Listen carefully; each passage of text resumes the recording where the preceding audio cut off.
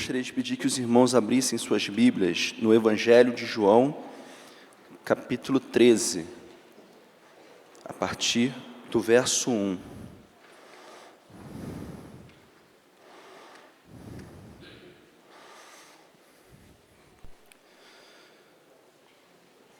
Evangelho de João, capítulo 13, a partir do verso 1.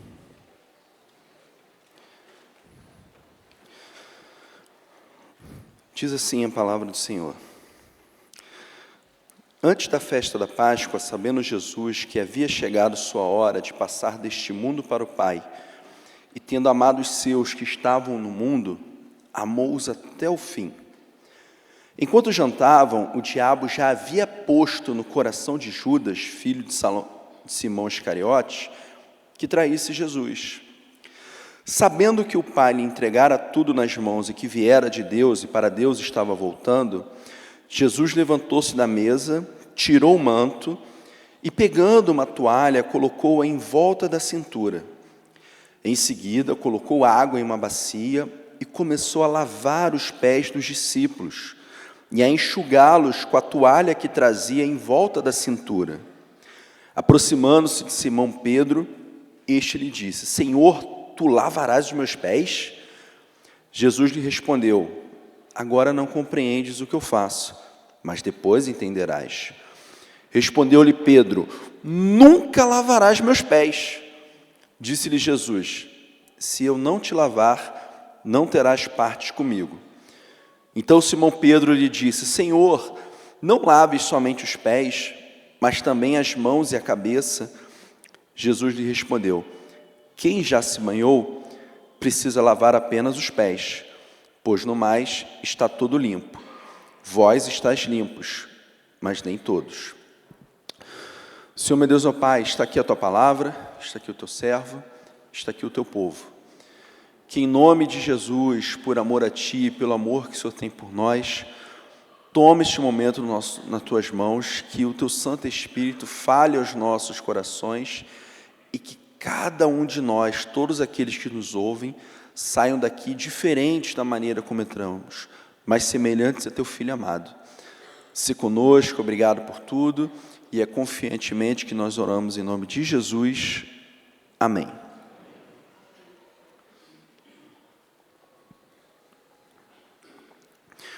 O que está acontecendo aqui? Quando nós estudamos a formação da Bíblia, a formação do cânon, há toda uma discussão se Mateus ou Marcos ou Lucas, qual foi escrito primeiro, né? A gente tem toda uma discussão, mas há um certo consenso na história da Bíblia que o Evangelho de João ele foi um dos últimos textos a serem escritos, junto com o Apocalipse. Então, Mateus, Marcos e Lucas, que são denominados como evangelhos sinóticos, né, que é uma palavra bonitinha que significa semelhante. O Evangelho de João é diferente, ele traz momentos diferentes, ele se propõe a ser um evangelho diferente, já que Mateus, Marcos e Lucas, eles eram semelhantes. Não é à toa que há somente um único milagre de Jesus que está descrito nos 4 evangelhos, que é a primeira multiplicação dos pães. E quando nós entramos no Evangelho de João, a partir do capítulo 13, nós temos uma sequência de fatos, em ordem cronológica, dos momentos finais do ministério terreno do Senhor Jesus. E esse momento aqui é um momento muito impactante na vida dos apóstolos, porque para eles isso aqui foi muito forte. A gente vai trabalhar um pouco isso. A gente lê o texto e em um primeiro momento a gente não tem noção do tamanho da atitude do Senhor Jesus. Mas quando eu leio esse texto, eu aprendo algumas coisas. A primeira coisa que eu aprendo é que o passado, ele não importa, mas sim o presente e principalmente o futuro. Mantenha a sua Bíblia aberta, por gentileza, e acompanhe comigo o versículo 1. Antes da festa da Páscoa, sabendo Jesus que havia chegado a sua hora de passar deste mundo para o Pai, Então perceba que Jesus ele já está para celebrar a Páscoa, já está para ser crucificado. E tendo amado os seus que estavam no mundo, amou-os até o fim. Amou-os até o fim. Até o último momento, até o último instante, Jesus amou todos aqueles que estavam com ele. Eu confesso que é muito impactante para mim quando Judas vai trair Jesus e ele vai dizer para as pessoas quem era Jesus, né, os soldados lá do templo, e ele traz Jesus com um beijo. E Jesus aceita esse beijo. E ele ainda fala com ternura com Judas. Amigo, com um beijo traz o Filho do Homem. Percebe que Jesus, ele nos amou e ele amou eles até o fim. E quando a gente traz isso para a vida cristã, precisa ficar muito claro para a gente que o nosso passado diante de Deus, ele não importa. O que importa é o presente e o futuro. A função do passado na minha vida, na sua vida, é para a gente olhar para trás, se arrepender, mudar de comportamento e seguir a vida. Só que, infelizmente, muitos cristãos ficam presos ao passado, ficam arraigados ao passado, ficam se torturando. Jesus já perdoou, mas ele não perdoou a si próprio. Abra sua Bíblia, por gentileza, em Ezequiel, capítulo 18, verso 5. Ezequiel, capítulo 18, a partir do verso 5. Esse texto é muito interessante. Ele vai dizer o seguinte: se um homem, preste atenção, for justo e agir com retidão e justiça, e não comer sacrifícios nos templos, nem levantar os olhos para os ídolos da casa de Israel, nem contaminar a mulher do próximo, nem se achegar à mulher durante a menstruação, não oprimir ninguém, mas devolver o penhor ao devedor, não roubar, mas repartir o pão com o faminto e vestir o que não tem roupas, não emprestar a juros e não receber mais do que emprestou, e desviar-se da injustiça e fizer verdadeiramente justiça entre dois homens, andando nos meus estatutos e respeitando as minhas normas para agir de acordo com a verdade, este é justo, certamente viverá, diz o Senhor Deus. Aí o texto continua: se ele gerar um filho que se torne ladrão, que derrame sangue, que faça a seu irmão qualquer uma dessas coisas, que não cumpra nenhum desses deveres, mas coma sacrifícios nos montes, e contamine a mulher do próximo, oprima o pobre necessitado, pratique roubo, não devolva o penhor, levante os olhos para os ídolos, cometa abominação, empreste a juros e receba mais do que emprestou, por acaso ele viverá? Não viverá. Certamente morrerá, porque todas essas abominações que praticou, será culpado por sua própria morte. Agora preste atenção, 14. Também, se este, por sua vez, gerar um filho, a gente já está no neto, que veja todos os pecados que seu pai fez, tema e não cometa coisas semelhantes, não coma sacrifício nos montes, nem levante os olhos para os ídolos da casa de Israel, não contamine a mulher do próximo, nem oprima ninguém, não empreste sob penhor, nem roube, mas reparta o pão com o faminto e visto que não tem roupas, e se desvie do erro, não receba juros, nem mais do que emprestou, que respeite as minhas normas e ande nos meus estatutos, esse não morrerá, por causa do pecado de seu pai, certamente viverá. Mas seu pai, porque praticou extorsão, roubou os bens do irmão e fez o que não era bom no meio do povo, morrerá por causa do seu pecado. Contudo dizeis, por que o filho não levará a culpa do pai? E se o filho proceder com retidão e justiça e guardar todos os meus estatutos e os cumprir, certamente viverá. Aquele que pecar, esse morrerá. O filho não levará a culpa do pai, nem o pai levará a culpa do filho. A justiça do justo estará sobre ele, e a impiedade do ímpio cairá sobre ele. Mas, preste atenção, se o ímpio se converter de todos os pecados que cometeu e guardar todos os meus estatutos e agir com retidão e justiça, certamente viverá. Não morrerá. O que é converter? É mudança de caminho. Então a Bíblia, de uma forma muito pedagógica, está dizendo, se você tem um homem justo, se você tem um filho pecador, se você tem um neto justo, e você tem alguém que peca, mas essa pessoa, ela se arrepende, ela se converte dos seus pecados, ele não morrerá, ele viverá. Porque a lógica do Evangelho é, o final é mais importante que o começo. O final é mais importante do que o começo. O seu presente e o seu futuro, que você faz daqui para frente, fala muito mais a Deus do que aquilo que nós já fizemos. E nós precisamos e devemos aprender a nos perdoarmos.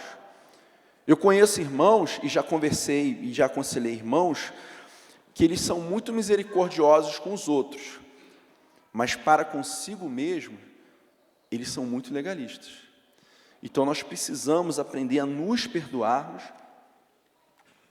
e a caminharmos segundo a vontade de Deus, porque o fim é mais importante que o começo. A segunda coisa, como que está o meu coração? O versículo 2 diz, enquanto jantavam, o diabo já havia posto no coração de Judas, filho de Simão Iscariotes, que traísse Jesus. Eu fico olhando Judas, eu falo, caramba, ele caminhou 3 anos com o Senhor Jesus. Ele viu, ouviu e presenciou muito mais coisas que a Bíblia relata. O próprio Evangelho de João, no final, vai dizer, Jesus fez muitas outras coisas que não estão relatadas nesse livro, mas estas foram relatadas para que você alcance a vida eterna. Então a gente tem um monte de coisa que a gente não sabe. Existem estudiosos que afirmam que tudo que Jesus fez poderia ser resumido em um dia de ministério. Todos os evangelhos. Eu falo, caramba, um dia.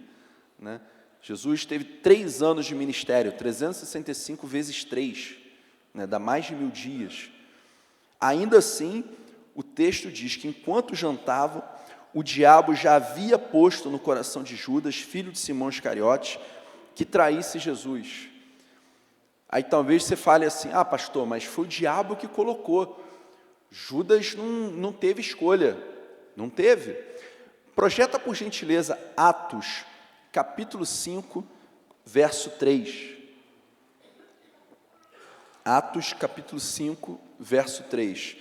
Na minha versão está assim, então Pedro disse, Ananias, por que você permitiu que Satanás enchesse o seu coração para que você mentisse ao Espírito Santo, retendo parte do valor, aqui na versão.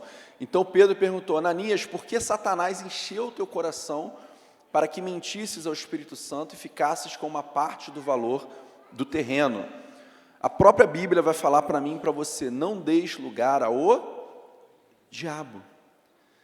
Então eu preciso olhar para mim, eu preciso orar a Deus e me fazer a pergunta, como está o meu coração?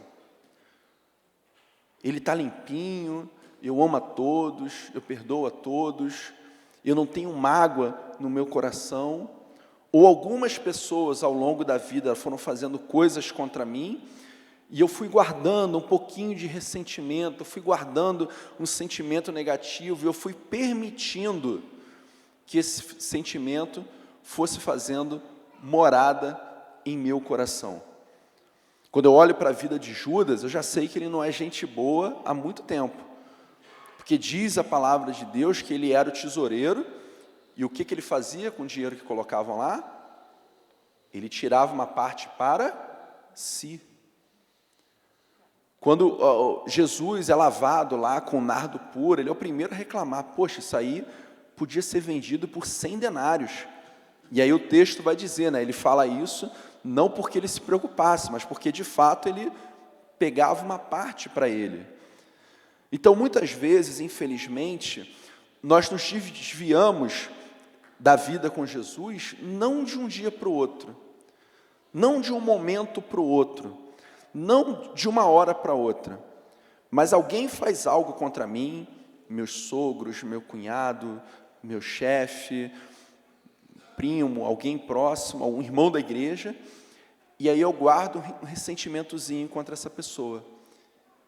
E esse sentimento faz morada no meu coração, e o tempo vai passando e ele está ali pulsando no meu coração. E isso vai me afastando do Senhor Jesus aos poucos. Então eu preciso olhar, eu preciso entender o que há no meu coração. É muito difícil, mas é extremamente necessário que nós amemos a todas as pessoas e perdoemos a todas as pessoas. Uma pessoa só, que eu nutrir um sentimento negativo por ela e aceitar este sentimento no coração, isso vai me afastar de Deus. Porque 1 João vai dizer, ninguém pode amar a Deus, a quem não vê, se não ama o seu próximo, a quem vê. O amor ao próximo, ele é um nivelador, ele é a régua do meu amor a Deus. Eu não posso amar a Deus de forma clara e sincera, se eu não amar aqueles que estão ao meu redor. Pastor, você não sabe o que a pessoa fez contra mim, é difícil, é complicado, eu ainda não perdoei. Ok, coloque diante de Deus e ore sobre isso. O grande problema é quando a gente aceita esse sentimento negativo. O grande problema é quando a gente chega e fala, eu não gosto de fulano. Não, ciclano eu não quero e vou deixar para lá. Então nós precisamos tomar muito cuidado com o terreno do nosso coração. E o texto continua. O evangelho, ele escandaliza, é disruptivo e confronta com a lógica humana. Acompanha comigo do versículo 3 ao 5. Sabendo que o Pai lhe entregara tudo nas mãos e que viera de Deus e para Deus estava voltando, Jesus levantou-se da mesa, tirou o manto, ou seja, ficou nu, pegando uma toalha, colocou-a em volta da cintura.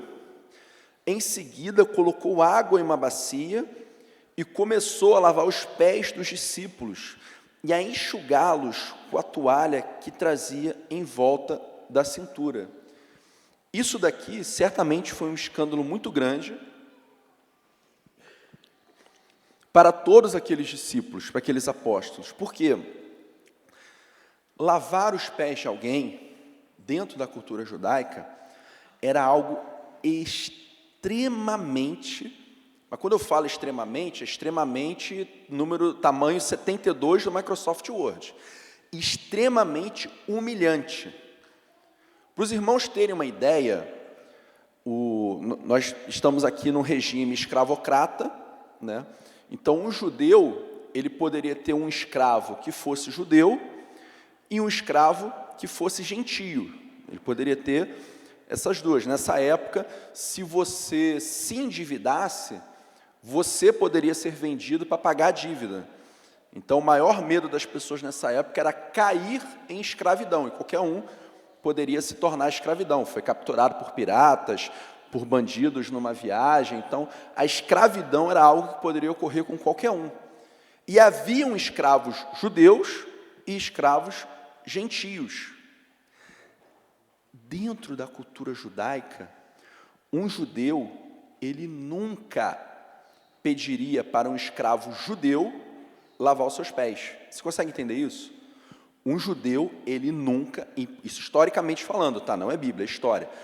Ele não pediria para um outro escravo judeu lavar os seus pés. Lavar pé, não, isso é coisa de escravo gentio. Até porque na cultura judaica, a função no universo do gentio era servir de lenha para o fogo do inferno. Isso na cultura judaica. Para que serve o gentio? Não, o gentio é lenha para o fogo do inferno, para o fogo da geema. Então, se você tem uma prática que é de lavar os pés, em um universo onde você anda na rua, onde, cara, pé é cortado, tem sangue, tem pus, é unha cravada, né? Essa coisa horrorosa. Você nunca pediria para um escravo judeu, somente para um escravo gentio. Imagina o que se passa na cabeça deles, quando o Senhor Jesus, que além de judeu, era mestre deles, ele tira a roupa, né, fica nu, ele tira o manto, coloca uma toalha, ele senta, lava aqueles pés e seca com a toalha que ele está vestindo. Jesus está se sujando, lavando os pés dele, porque ele é o que diz o texto. Jesus levantou-se da mesa, tirou o manto, pegando uma toalha, colocou em volta da cintura, amarrou. Em seguida, colocou água em uma bacia e começou a lavar os pés dos discípulos e a enxugá-los com a toalha que trazia em volta da cintura. Jesus estava se sujando. Então perceba que isso para os judeus, para aqueles, foi Pedro que falou, a gente já vai entrar nisso. Mas eu tenho certeza que o que Pedro falou, todo mundo pensou ali. Não, mas como assim, lavar os pés? Jesus? Não, não tem como. Só que o Evangelho, ele é isso. O Evangelho, ele é o padrão correto em um mundo onde todo ser humano nasce pecador. Então, nós somos pecadores, o mundo jaz no maligno, o pecado está aí, e o Evangelho vai ser o quê? Aquilo que é correto, aquilo que é sal, aquilo que é luz, aquilo que é contra toda a lógica do mundo. O primeiro ministério com pessoas que eu trabalhei foi um ministério de adolescentes, lá na PIB de Rio Bonito. Com 1 ano de convertido, já comecei a trabalhar, ajudar. E a gente tinha um adolescente que se converteu, que ele era o único convertido da família, e toda vez que ele ia para a igreja, ele estava se arrumando, né, ia tomar banho, botar tênis, pá, o pai arrumava uma briga com ele. O pai inventava qualquer coisa, arrumava uma coisa, brigava, batia nele, né, e arrumava alguma treta para ele não ir para a igreja, e às vezes, mesmo assim, ele ia, às vezes não ia, tudo. E aí ele veio conversar com a gente como liderança, a gente falou, cara, ora, coloca diante de Deus, mas seja submisso ao seu pai, obedeça ao seu pai. E aí ele olhou assim meio esquisito, e não, tá bom, o menino muito de boa, crente. E aí um domingo lá, estava dando hora do culto, e ele lá sentado, aí o pai olhou assim e falou assim, pô, você não vai para a igreja não? Aí ele, não. Mas por quê? Não, mano, o senhor não quer que eu vá para a igreja. O senhor é meu pai, a Bíblia diz, honra teu pai e tua mãe, então eu vou te honrar. Se o senhor não quer que eu vá, eu não vou. Aí o pai deu um choque de realidade, não é assim, não sei o quê, bababá. E aí, por fim, aquele pai permitiu que o filho fosse, começou a frequentar, começou a levar, depois até se converteu. Por quê? Porque a lógica bíblica, ela é contrária à lógica do mundo.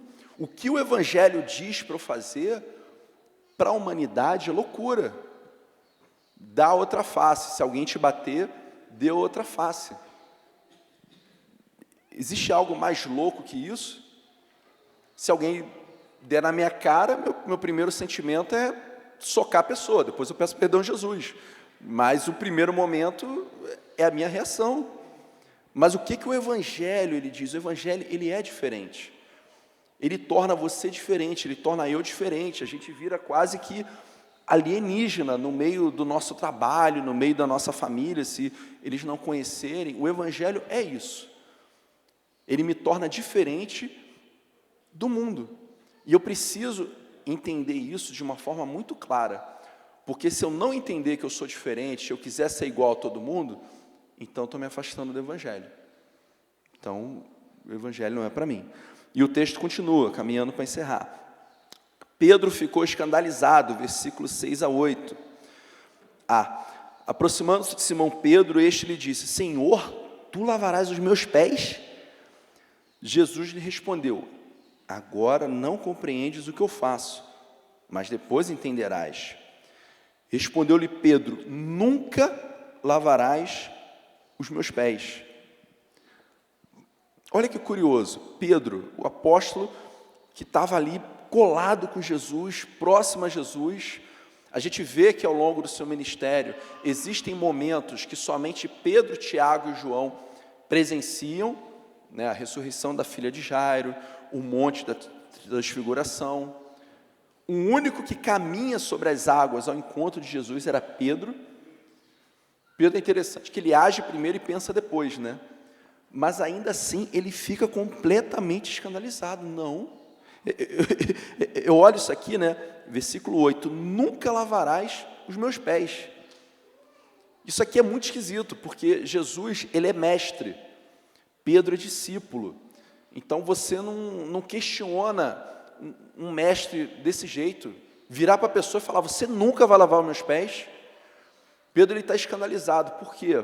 Porque ele ainda não entendeu de fato o que é o Evangelho. O Espírito Santo aqui ainda não havia descido, ainda não havia sido derramado sobre toda a carne. Então ele fica escandalizado, ele não entende. E aí o texto continua, 8b, né? Se eu não te lavar, não terás parte comigo. Cara, já imaginou se eu ouvir isso de Jesus? Caminhar com ele 3 anos para lá e para cá, e Jesus quer lavar teus pés, e não, você não vai lavar. Jesus olhar e falar: ó, se eu não te lavar, você não tem parte comigo. E aí o texto continua, versículo 9: então Simão Pedro lhe disse: Senhor, não lave somente os pés, mas também as mãos e a cabeça. Já está abusando, né? Jesus lhe respondeu: quem já se banhou precisa lavar apenas os pés, pois no mais está tudo limpo. Vós estáis limpo, mas nem todo. Quando eu não compreendo todo o Evangelho, eu não consigo viver a plenitude do Evangelho, nem desfrutar de todas as suas bênçãos.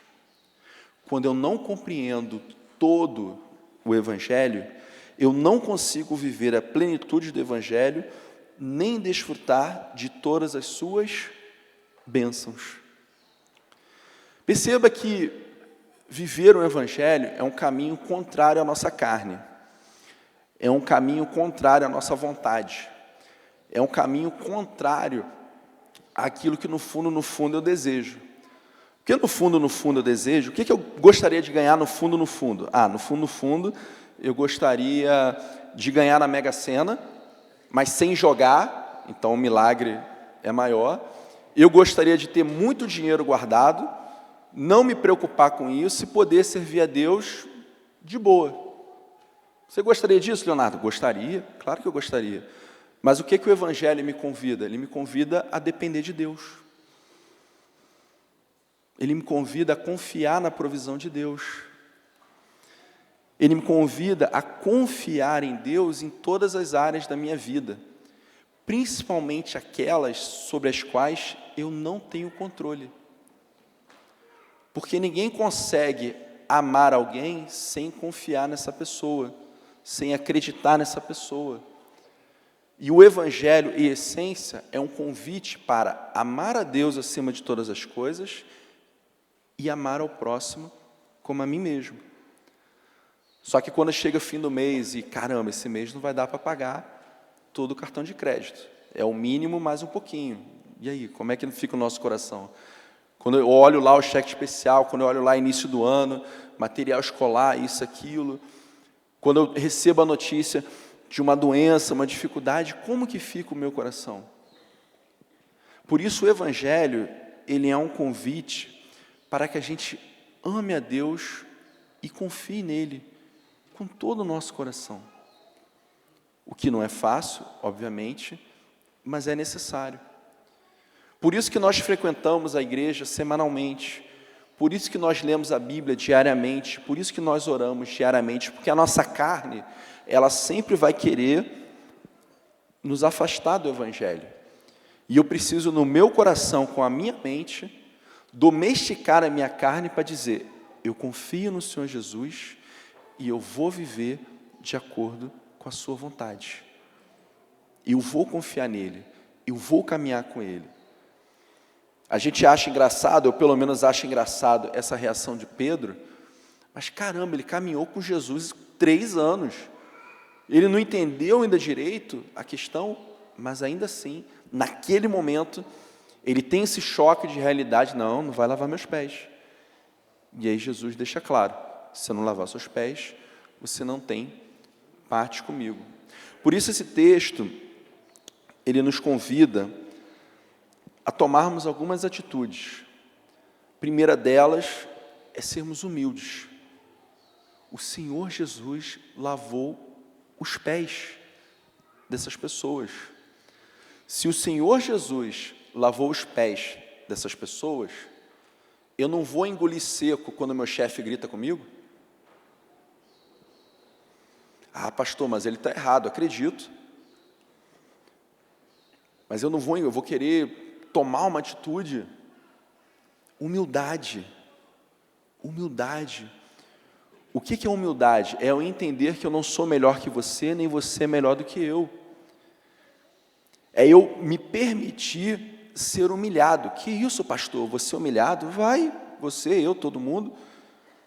E glória a Deus por isso. Ser humilhado é uma bênção. O que diz a Bíblia? Os humilhados serão exaltados. Então a pessoa está te humilhando, você para, engole seco, coloca diante de Deus, conta de 1 até 10, ou 100 ou 1000, dependendo da situação, não sei, e caminha. Porque se o Senhor Jesus lavou os pés, eu posso segurar a onda quando um carro me corta e buzina para mim e me xinga. Porque Jesus lavou os pés. Eu preciso entender que o Evangelho, ele é um compromisso diário, um compromisso contínuo, porque a todo momento a minha carne vai querer me afastar da vontade de Deus, e a todo momento eu preciso me esforçar, dentro daquilo que eu posso, de ler a Bíblia, de orar, para viver de acordo com a vontade de Deus. Porque se eu não leio a Bíblia diariamente, se eu não oro diariamente, aos poucos eu vou me afastando de Deus. Isso é fato. Quando dizem que a ocasião faz o ladrão, né? Então tem uma oportunidade ali, o cara, opa, a pessoa vai roubar, vai fazer o que vai acontecer. Tinha uma pegadinha num programa de televisão, que os caras pegavam uma bicicleta, isso lá no Rio de Janeiro, para minha tristeza, pegavam a bicicleta, amarravam um fio de nylon, né? Então a pessoa não via, e largava no parque. Aí o cara chegava assim, olhava, pô, a bicicleta aqui, né? Ninguém está vendo. Aí ele montava na bicicleta, começava a correr e, obviamente, ele caía e capotava, né? Então, a pegadinha era essa. Só que quando a ocasião aparece, ela não transforma o indivíduo num ladrão. Ela manifesta o que já havia em seu coração. Porque eu tenho certeza que qualquer um de nós aqui, que estiver num parque e achar a bicicleta, a gente não vai roubar. A gente vai levar para a polícia, sei lá, vai fazer alguma coisa.